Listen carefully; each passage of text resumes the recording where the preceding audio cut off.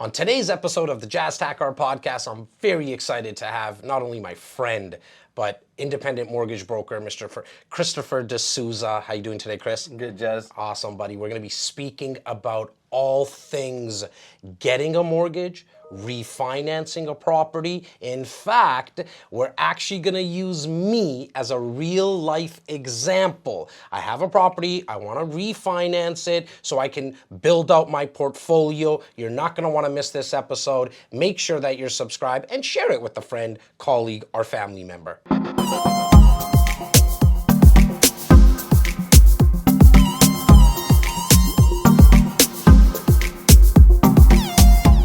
And we're live. We got the thumbs up. Welcome to Brunch with REC. That means it's Saturday. I was going to say it's a beautiful Saturday morning here in Toronto, but I would be lying to you guys. It's quite gloomy out there, but we're going to bring the energy and the positivity. I want to give a big shout out to Mr. Steven Rochester, who's back behind the ones and twos. Just got back from Los Cabos. How was the weather over there, buddy? Better than over here. Better than over here, he says. He told me yesterday that it was about 40 to 45 degrees. He didn't obviously bring the sunshine, but as I mentioned, I'm going to be bringing it to everybody who's also listening to the Takhar podcast, because today's episode is going to be streamed on my podcast, which comes out every other Wednesday. Do me a favor, if you're not yet subscribed to the iTunes and the Spotifys of the world, very simple to do. All you got to do is search Takhar podcast on any platform that you listen to podcasts, and obviously on my YouTube channel. I got the beautiful, handsome, good-looking man here, Mr. Christopher De Souza. How you doing, Chris? Good, my man. Thanks, Jazz. Thanks for having me. Well, we appreciate you, and I say we, not only the REC crew, the Simoses, the Tylers, the Lauras, and the Bobby Pumes, and all of our 54 agents that you do a lot of business with, but our REC Nation, because most people who are going to be watching today and listening to the podcast, they've done business with you, brother. I mean, you and I have been doing this together now. What are we at now? Like 13, 14 years now? 15 years. 15 years. Got tons of messages coming in right now. I'm just going to make sure that the volume's off here because I got a new phone. So I'm still trying to make sure that I know what we're doing here. So, Steven, I'm getting a note that it's been paused, but maybe that's just on my end. Anyways, we've been doing this for now 13, 14 years. Yeah. What have you noticed the biggest shift in some investors in this last 13, 14 years, man, like helping people getting mortgages?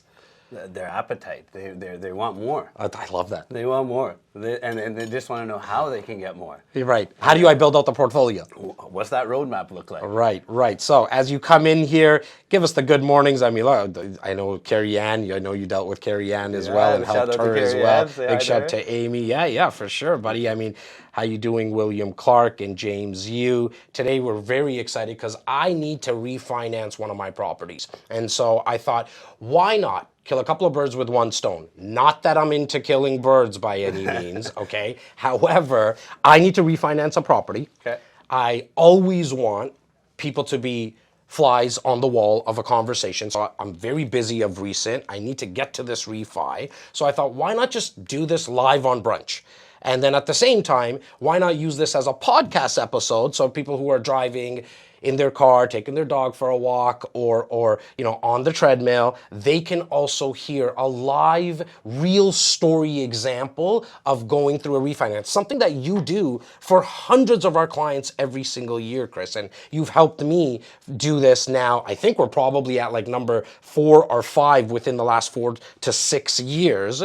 It all came about, in all honesty, from a very good REC friend of ours. I won't mention her name, but I know she's watching because she's always watches. She's in the beautiful city, lived here in Toronto for a very long time, just moved out of the province, so you know who you are. I wanted to give you a big shout out. You just helped her do a refi. Yeah. And it came about from a property that she bought with us back in 2017. okay, downtown Toronto condo. Yeah, I know what you're talking about. Right? Okay. She bought that for like $350,000 or something like that. You just got an appraisal done on that property because to do the refi, and we're going to be speaking about all this today. To do the refi, you need to do an appraisal, and the appraisal came in at something like 680,000 if you're watching right now and 680. listening. 680. I mean, she bought this for 350. Appraisal 4 years later, exactly 4 years later, came in at 680. So much, like I got so excited. I took the film crew, I took Laura, we rented a party bus, okay? We rented a party bus and we drove around the city of Toronto to buildings that our clients have closed on right now, as well as properties that are in the process of being built. Maybe Stephen, when you get a second, or Tyler, I know Tyler's in the comments as well. There's a playlist on my YouTube channel that has all these 11 to 12 videos. And we showed how much these properties have gone up by and how much they're going up by as we speak. So maybe we can drop that playlist into the comments here so everybody can see it. What's up, Andreas? A long-time REC, looking forward to our call on Tuesday. Chris, you're speaking with him on Tuesday. So just to show everybody, I mean, look, in this REC community, a lot with our family is growing. The REC Nation is growing. We try to keep everything in one house because we feel it just makes it easier if you work with one of our mortgage brokers, our accountants. Big shout out to Jeff Warren, our real estate lawyers, Mr. Sean Dandywall, Mark Weisletter. We have insurance brokers. So we like to keep everything in the family. This way, for example, if Chris doesn't get back to you in a timely manner or the lawyer doesn't get back to you in a timely manner, it's easy for myself to get on the phone or Tyler to get on the phone and say, Chris, what's going on, right? When you work with one of your own, from your guys' perspective, it's a little tougher for us to make that call, right? Because you guys have your own relationships. So that's why we keep everything in-house. Loving the comments that are coming in, guys. Keep letting us know where you're signing in from today. Big shout out to also Jordan for the catering. It's outside our studio right now. Gave us a big array of food as he always does. If you need any catering, I'm sure Tyler will put that link. Ty, thanks for putting the link in for the playlist. Make sure you guys check that out. 11 to 12 condos that myself and Laura drove around to take a look at when it came to how much values have gone up. For a lot of you who did buy and have closed on the properties, you might want to take advantage of a conversation like today or not. Who cares? Don't do anything. Just let us rent it out as we are. That's always one of our incentives that we offer, where we rent it out and manage it for you for a full year at no cost. However, when you're going to start to see these numbers, like one of our REC insiders as mentioned, I mean, we're talking about a $300,000 increase in values in 4 years. There's a lot of equity in that property. And so what she did, pulled it out, and now she's growing out her portfolio.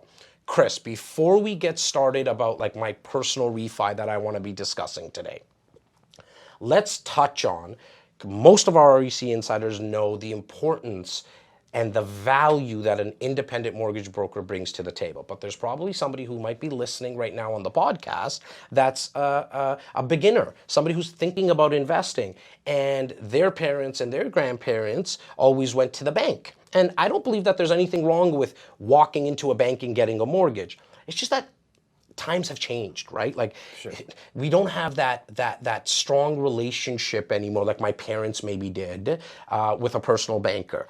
I also find, again, like, look, the banks are not a non-profit organization, okay? The red ones, the green ones, the blue ones, and I think one of the red ones turned into a pink one now.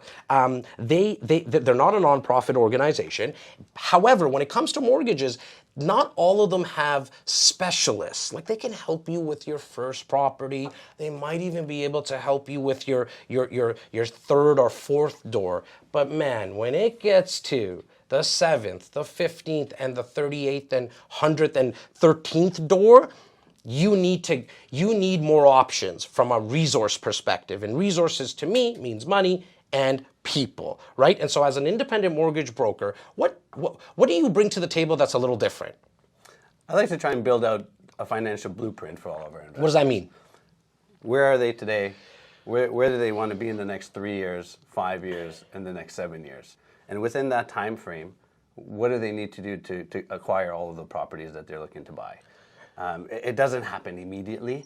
It'll happen in the next 2-3 years. But it's building it out so they know exactly what they're doing, when they're doing it, how they're doing it, and with all of you guys as agents to help us out to find the right properties within that price point after I pre-qualify them. Now, when somebody goes into the bank, and if they go into the red bank, right, what happens is, again, they're not a nonprofit organization, so they want to keep the business there. They're not going to necessarily mention the better rate, the better terms, the better options at the blue bank.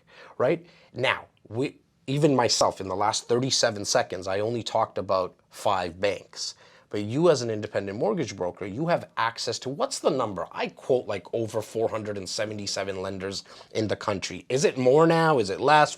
How many lenders do you have access to, would you say? Like institutions? Credit unions and trust companies and all that, and then even private lenders. What's kind of that approximate number that you could work with? Yeah, there's a whole slew of lenders that are out there. I usually try and narrow it down to 5, between 5 and 10. Okay, why? Because I know the appetite for each lender, and I know the investors that come our way. Their portfolio, when I prepare it, is really what they need to do from now to say, well, which bank do we go to today, and then which one do we move into moving forward.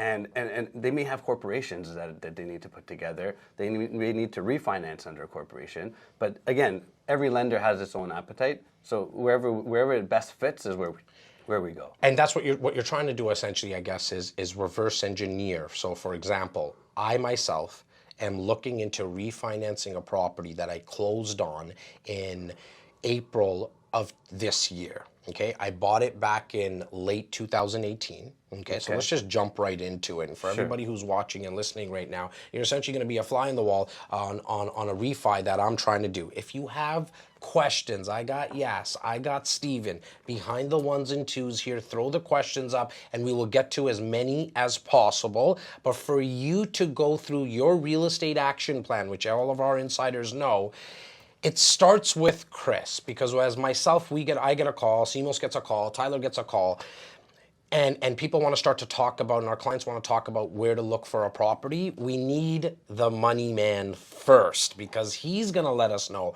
or she's going to let us know if it's someone like another broker, mortgage broker on our team and in our circle. They're going to let us know what the budget's going to be. So I like to think I'm the most important person in the process, but I got to give it to the brokers. They really are the most important. It kind of gets started there. So for you to get that process started, all you got to do, one place. And I had somebody in my Instagram DM yesterday saying, Jazz, like there's all these places to try to get a hold of you. I need to really talk to you. So I wanted to clear the air. To get a hold of anyone in the REC organization, the easiest way to do that, so please write it down, screenshot it. Tyler's going to put it in the comments right now. It's one place. We have this thing monitored by 17 people. So we will get your message. info@reccanada.com. info@reccanada.com. Tyler, as our air traffic controller, will make sure you're speaking to the right person. And if you want to get started with a real estate action plan, just put in the subject line REAP, REAP. Chris, I bought this property, okay, back in 2018 for $400,000. Okay. I just got it, like I did my own comparative market analysis. And I did this last night, and the values on the low end right now, and for everybody who's watching and listening, what is a comparative market analysis? I'm going to go check and find out what a comparable property to this 1-bedroom unit that I have in downtown Toronto, what are they selling for, okay? And in a very recent time, you don't want to go back a year, obviously. Even 6 months in today's market is too far out. You want to try to get about in that 90 to 120 day period, that 3 to 4 month period. And I got the value at around $550,000. Okay. Now, what are you going to get your own appraisal done? I know you guys have a system that you use now called Purview. What is that? How does that work? Let's start there. Great question. Purview is similar to what you did with your market analysis. Okay. It gives us an idea, as all brokers, we all have access to it. It gives us an idea of what the property is worth based on the last 90 days. And it actually gives us a larger comparable not just on the last 3 sales, which an appraiser will take into consideration to come up with that value. It gives us more so upwards to the number of 10. Okay. Which gives us a better indication of what that property is worth. Now, is it very similar to my MLS? It is. Yeah, Okay. it is. It is. Okay. It's all recent sales. Okay, perfect. So you're essentially pulling from our MLS kind of thing. Yeah, we don't have access to MLS. Okay. But is the data from MLS is put into the purview. Okay, so I have a feeling when you actually put it into purview, you'll probably see higher than 550 because I want to go on the low end.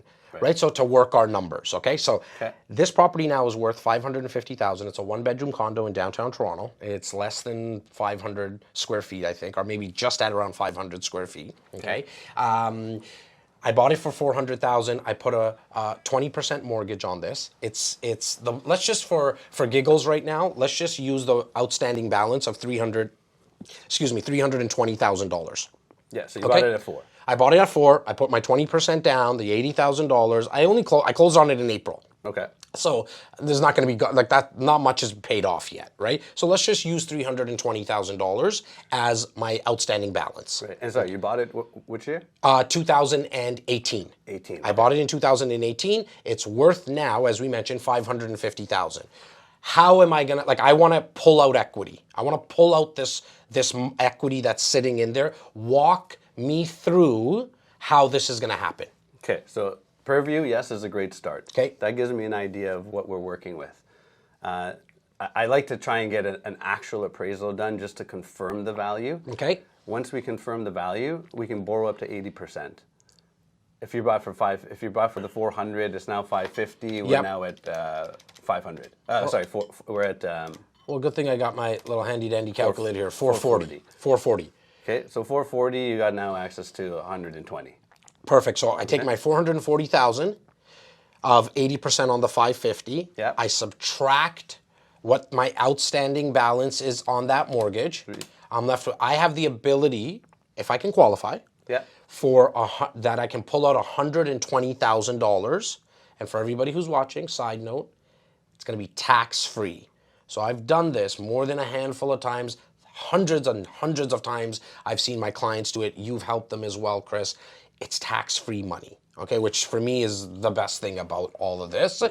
And I'm also, here's the coolest thing, as well as another side note, is remember I told you I put 80,000 down with my closing costs? I probably got to about 100,000. Sure. I just pulled out all my money that I put into this building. Exactly. Right? So I own this condo now. The second Chris helps me, if I qualify, I own this condo in downtown Toronto with none of my own money. Exactly. I'm Okay? bang on. That is the magic of investing into real estate. Most of you guys know this, but I still want it might just be this episode and this talk and this brunch might only just be used as a refresher. And if that's it, that's great. Sure. Okay? And I have my boy Yas, who's 20 years old, who's my cinematographer. Yes, I said cinematographer. He's looking at me with a blank stare like, whoa, how did Jazz just do all this without any of his own money? So you're going to listen to this episode over and over again. Yes. Chris, now I have this 120,000. I want to go back for a second. You mentioned getting an appraisal. What does that mean? Who are you sending? How much is this going to cost me?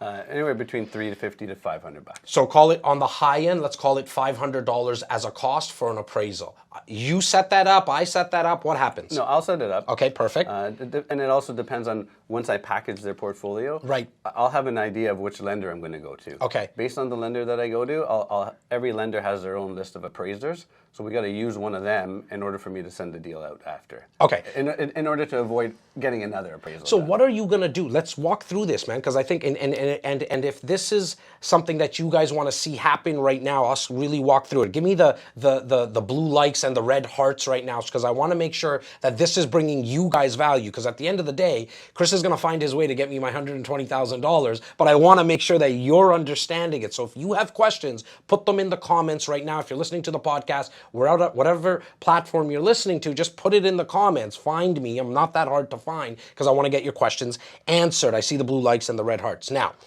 thank you for that, guys. The $120,000. So what's the next step? What happens now? How are you going to get me qualified for this?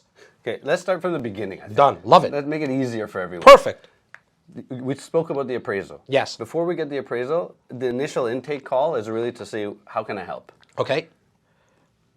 Client will fill out an application similar to what you've done. You've given me all your information. I'm going to recap and sit down with you for another conversation, which we're having today. Right. Okay, so that step one has initially been taken care of already. Yes. Prior to this conversation. Now we're going to do a deep dive to determine how much we can pull out of the property, which we know is $120,000, knowing that now you can purchase for up to $600 because 20% of the 6 is 120. Okay, now you said application. Okay, what's the questions that I've already done half of them anyways because we had to just from a timing perspective. Yep. But I want everybody else to catch this as well. What is on this application? It's who you are, where you work, how much income you earn, how many properties do you have, what's your assets, what's your liabilities, and then once I crunch all those numbers, and for you too, I'll get into this to say like how much, what is your debt? Okay. Okay. 'Cause Perfect. based on your debt is only going to be able to how much you can qualify for. Now, when you use the word debt, for example, I have other properties, okay, that have mortgages on them. Yeah. Okay. Yeah. Because I believe mortgages are good debt. Okay, and we could argue that back and forth. Sure. Until So we the got- cows come home. Now, Yeah. if those properties are serviced, meaning that the rental income is covering the expenses, are the lenders taking that into consideration at 100%, or all the lenders taking that into consideration? How does that work? Yeah, depending on the lender, Okay. we can use a rental offset. What does that mean? Based on the amount of rents that you're getting, a portion of it will go towards covering the cost of the rents, which is the mortgage, also to be able to have you qualify for another property. Okay, perfect. Now, I have some questions coming in. We're going to get to those as well. I really want to take this slow in terms of how do I actually, the qualification process, right? So you mentioned to me about income and credit. You've already pulled my credit. Yeah. Okay. The credit scores. What are you looking for from a credit score perspective? I'm looking to make sure that there's no derogatory on there. Your credit score is at least higher than 680 minimum. Okay. Why is that the number, Chris? 680, just out of curiosity for everybody else? Anything less than 680, it decreases your borrowing power. Okay. Above 680 gives you the maximum of how much you can qualify. And I was above 680? You're above 680. Okay, good job. Okay. Now, in terms of income, now I'm self-employed. Okay. Okay. I do have a corporation that I have set up that's where my income comes into. Let's touch on this a little bit, right? The difference between being self-employed as well as being salaried, right? And the process of qualifying, because it's a little tougher for someone like myself, right? But I want you to touch on that, right? So I have a corporation that all my income comes into, and then I pay myself, Jazz Takhar, a salary. Okay. Okay. So can you walk us through how how am I gonna get qualified for this? Sure. So for you as a business for self, we're going to have to take the last 2 years of what your income is.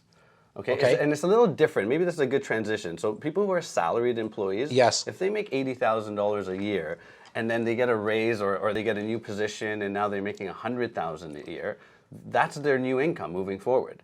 For someone like yourself and for someone like me, if we pay ourselves the same $80,000 one year and $100,000 the next, we can only take an average of those 2 years. Okay. Okay, off of what you show after taxes.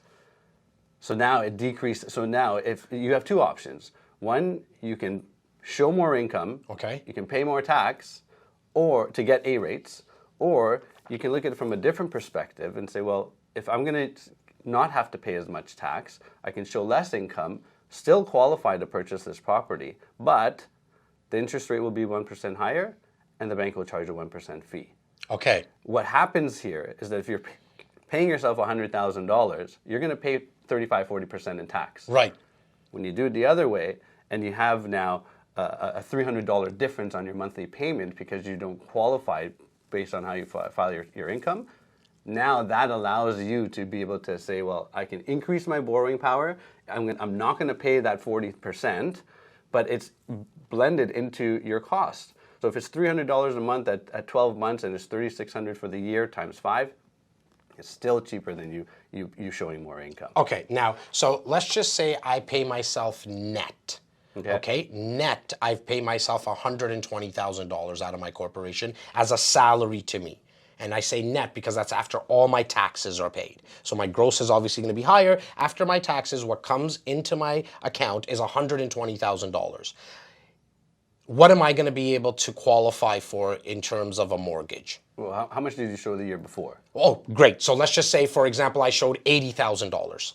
Yeah, so now it's an average of those two. So it's going to be the average of 100,000. So let's use 100,000 that I paid myself as a salary after tax. Okay. What am I going to be able to qualify for where my credit rating is? You know now the income. We're going to use this as a base income of 100,000. Business for self. Okay. What am I looking at? How much of a property can I go find? And you have just your car payment? I have my car payments. Yes. Approximately? I'm looking at about a little over $1,000 a month. Okay, so that's 1,000. Any other debts? Credit card, lines of credit? Nothing with outstanding balance. No, nothing with outstanding balances. Nothing with, okay. No credit lines though. I'm a son of a taxi driver and a factory worker. They always taught me to make sure I pay off my credit cards at the end of the month, so I don't carry any type of... With no interest. With no interest, buddy. Hey, look, I was talking to Yas or somebody. There's a reason there's a cup behind me with change in it, too. Like, we still... Like, that's just what I saw my parents do as kids, yeah, right? I Like, do the same thing. Same thing. Like, we still use that stuff. Continue. So, no balances, no. But again, you have to keep into consideration that, and I want everybody else to know this as well, is that if you have other properties, you obviously need to account for this as a mortgage broker, right? That's right. Okay, that's continue. Right. So we're going to service all of the other properties in your debt ratio. Okay. So if you have two, how many? Well, so in terms of closed properties right now, I'm looking at about 9 properties that are closed, and then I still have pre-construction condos. I have 6 coming to market in the next 5 years. So for today's conversation, that's why I wanted you to.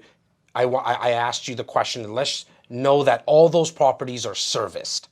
Okay. Okay. Yep. And they're positively cash flowing. They're like $50 a month or $100 a month. Nothing huge. Okay, but they're not negative. No, there's not. Right now, there's nothing in my portfolio that has a negative cash flow on it. With that said, I have, and that's a different conversation. I actually liked having some negative in it because I can write it off, but that's a different conversation, different day with an accountant. Perfect. And then I'll bring them onto the podcast and talk about that. Let's speak about the properties. All my properties are serviced, and then I obviously have the 5 or 6 coming to market in the next 5 years. But we don't need to worry about those because I'll figure out how I close on those at that time. Right. I might assign them. I might bring in Stephen Rochester as a joint venture. Like, you know what I mean? I might bring somebody in as a joint venture partner. Let's only talk about now how much am I going to get qualified for my next property. Okay. But that real estate action plan that we put together. Yes. Even though you said that those 6 that you have coming along the way. Yes. I factored all of that in. Okay, perfect. Because you're looking at it from the 30,000 square foot I'm looking view. at it from the top down. Perfect, Yeah. perfect. For this conversation, I think it would just take too long for us to have that. But no, as Chris mentioned, if you're watching or listening, that's going to be part of the real estate action plan. Continue. Okay. So now you got 120, you got 6 properties coming in To the market. next 5 years. Yep. You've got these ones in place. They all service each other. You got access to this 120,000. Okay. Which will give you that 600,000 property. Okay, perfect. So if you can get me the 120,000, I can qualify for a $600,000 property right now? Yeah. Okay, great. But part of this plan. Yes. Are you putting it under corporation or are you putting it on your personal name? What would you prefer? Well, I would prefer to go corporation at this point because I'm getting to a place, and this is from your advice in the past. Which you should, yeah. Okay, why should I? We want to be able to make sure that there's room in your personal portfolio to refinance those properties. If we over leverage your personal portfolio, we can't extract any funds. Okay. We want to be able to have enough funds to be able to purchase those new properties under the corp with you using the equity from your current portfolio. Okay, so you're advising that my next property, I buy it under the corp as well. Now, Buy it under the corp. okay, but am I going to have to put down 25%? Not necessarily. Okay, so there is lenders that will give me financing under my corp for 20%. 20%. Okay, because see, I was just under the understand. That's why, look, I go straight to a broker, right? And this is not an infomercial for using a mortgage broker, but I'm in the real estate business. I've been doing it for coming up to 17 years, but things like this change all the time, right? And new lenders come out with new programs. I was always under the understanding that if for me to buy under a corp, I needed to put down 25%. No, not all the time. Okay. You can put down 20%, that's fine. Is my mortgage rate going to be higher? It will be higher. And I won't quote you on this. 1 to 1.5% higher on a corp. 1 to 1.5% higher on a corp. But the tax savings that I'm getting, Oh, the tax savings are huge. the net win is huge. Yeah, like I said, you may pay $300 extra a month. Right. But that's okay because you're saving the money on the tax. Oh, well, the $300 a month, the $3,600 a year is nothing compared to, exactly as you mentioned, compared to what I'm saving from a tax perspective. Yeah. There's a question by James Rocundo here as well. Big shout out to James. Loving the content that you're putting out there, by the way, buddy. He asked, are you taking into consideration the qualification of the $120,000 that I'm actually taking out as well? Great question. Okay. Good question. So how does that work? Yeah, so it depends. Are we doing it in the form of a line of credit? Do you want to refinance and roll it into the mortgage? So what should I do?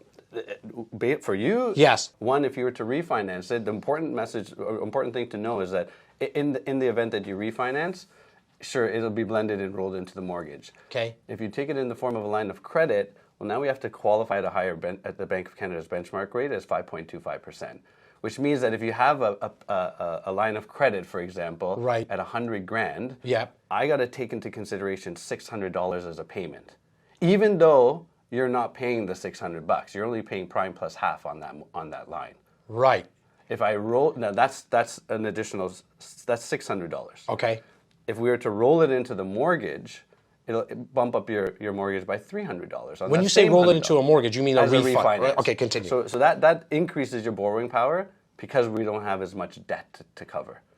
So from what I've heard, the real way to do this right now is to do it through the refi then.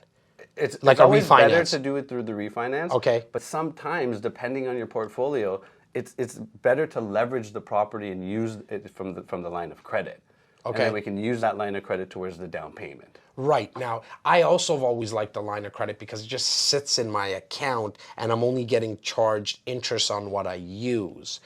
But from a qualification perspective, you're telling me, if I've heard you right, it's going to be easier for me to qualify under the refinance. It is. It's always easier to do it under the refi, but the concept around the line of credit is as you pay down the mortgage, that line of credit increases. Right. So you don't have to come back to me later and say, I want to pull more money out. So I always try and move into that direction because I'll forecast that 3-year, 5-year. Okay. To say in the event that you're going to buy another property and I know that the principal is going to be paid down, the line of credit is going to increase, we'll use that money and say, well, you're going to have X in 3 years. Here's what you can do with that money to go buy another property with it. And or if we need to refinance one of your other properties to pay off this line of credit to go purchase another property, we can do that as well. Okay. Now, what are like the last, call it the last 8 to 10 refinances that you've done? What kind of rates have you been able to offer and what have you seen on the refinance? On rental properties specifically, majority of them are all variable. Okay, so they go variable. Yeah, And the reason why is because now if you need to refinance that property again, it's a 3-month interest penalty. So you can pull your money out. Yes, it's going to cost you a little bit. Right. 3 months, as opposed to going fixed, you're going to lock in for a longer period of time, and you're never going to be able to do anything with the equity in that home until that 5 years comes up.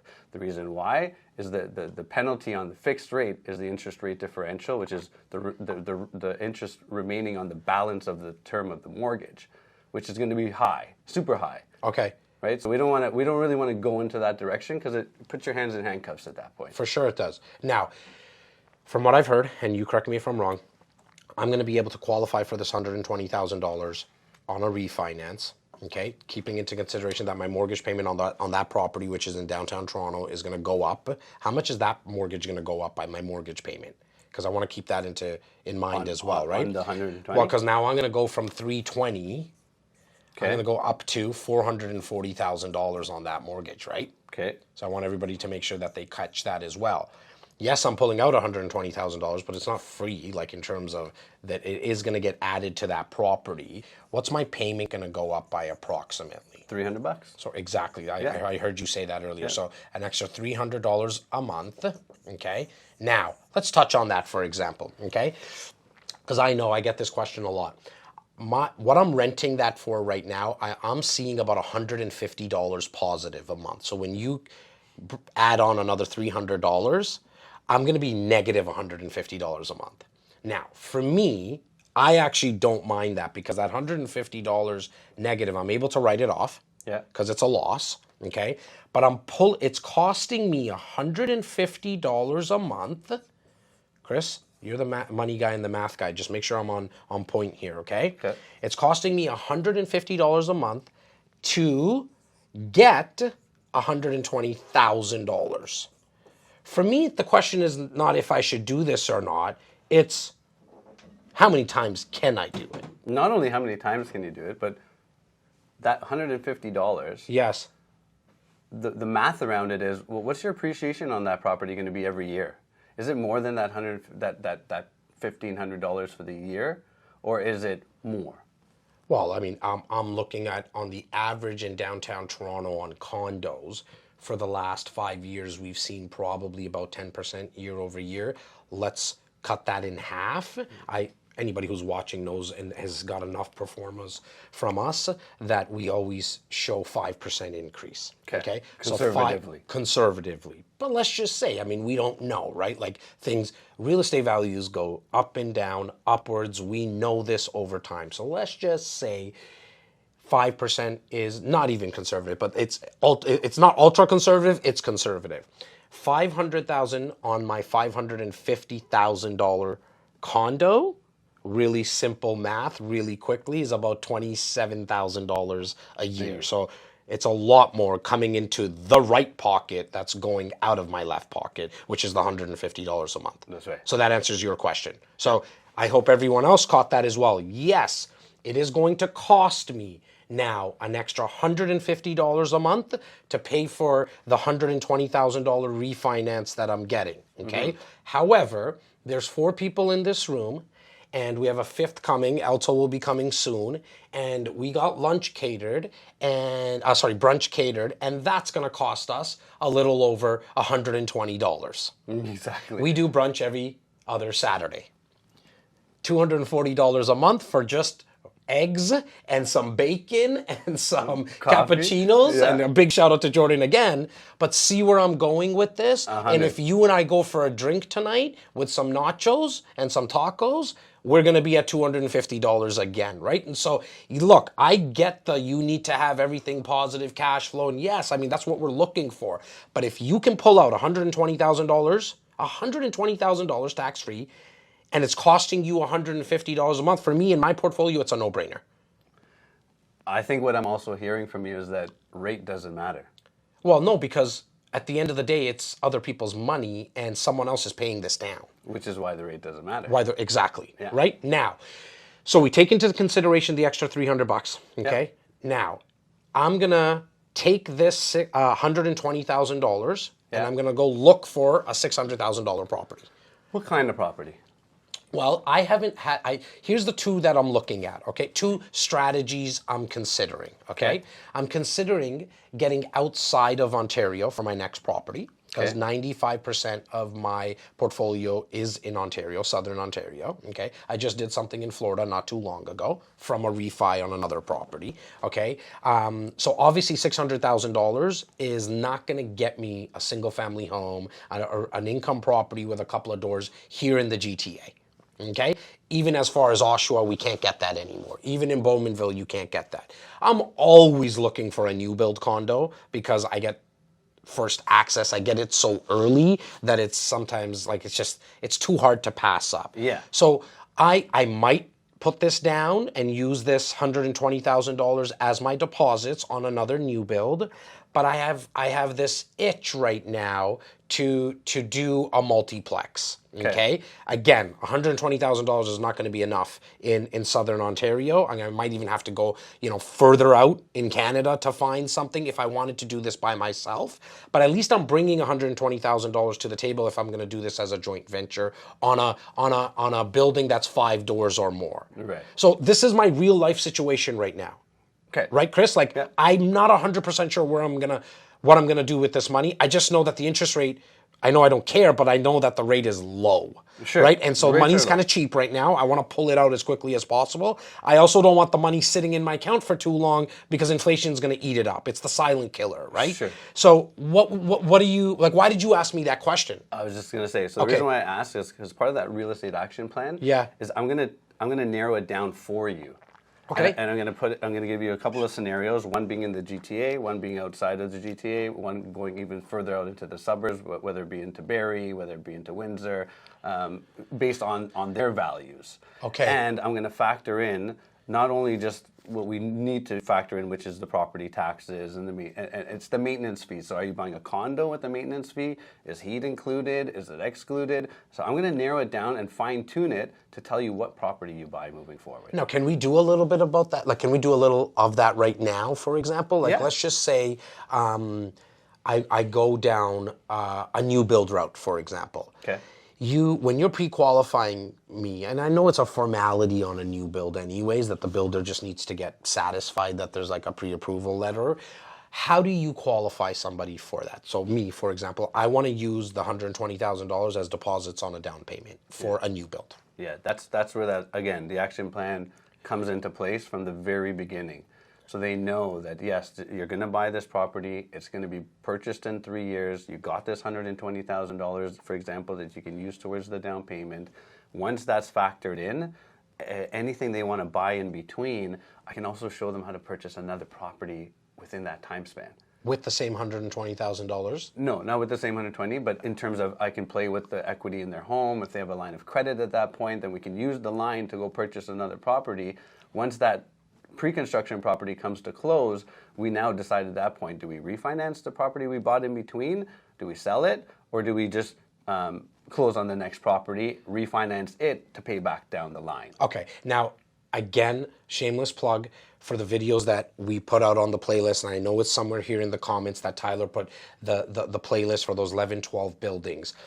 Out of the 11, 12, 6 of them were built already, and that, like, our clients actually closed on it within the last, I'm gonna say, 10 to 12 months, okay?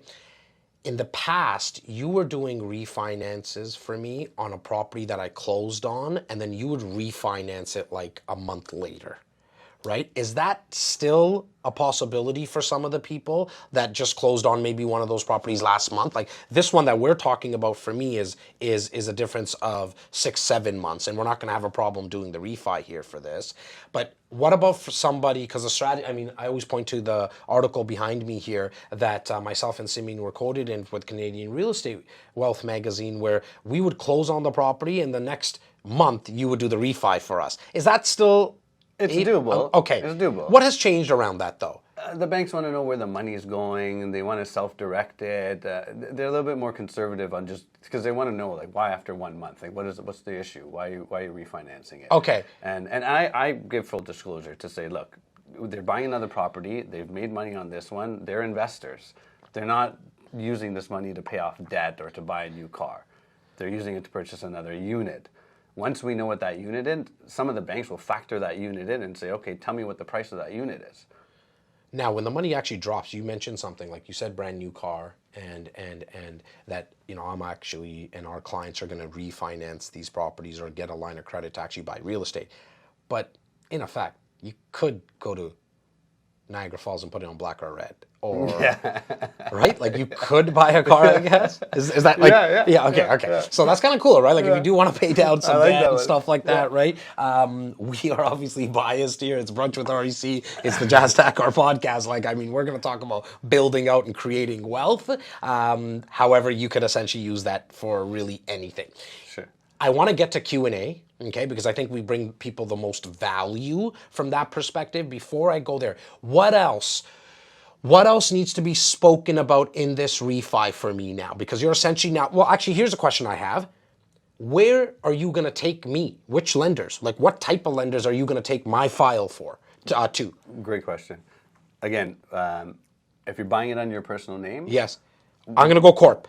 You're going to go corp. I'm going to go corp. Okay, so automatically, you know, when you go corp, you're going on to the alternative side. Okay. Okay. You understand the 1%, and you decide the 1% increase, the 1% fee. You're comfortable with it. Yes. Perfect. Now you've buffered in all of those costs.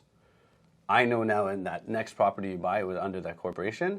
Are you buying another one under a corp? Are all of them going to be under the corp? Yeah, look, I mean, I don't know the answers to that. Like, I really don't know and I think most people won't be able to see for, you know, 2 years out right now and 3 years about what they're gonna buy, right? I know the pre-construction condos that are coming to market. You're gonna throw those in the corp for me, and we're gonna get the financing from the corp if I decide to close on those, which chances are I am. But I really just want to focus in on this one right now.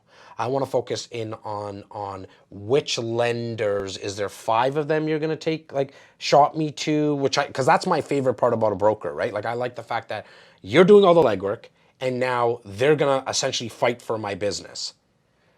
They meaning the lenders. The lenders. Right. And so is there 5 that you're gonna go to? And you don't need to name the lenders by any means, but I mean what's my options out there right now?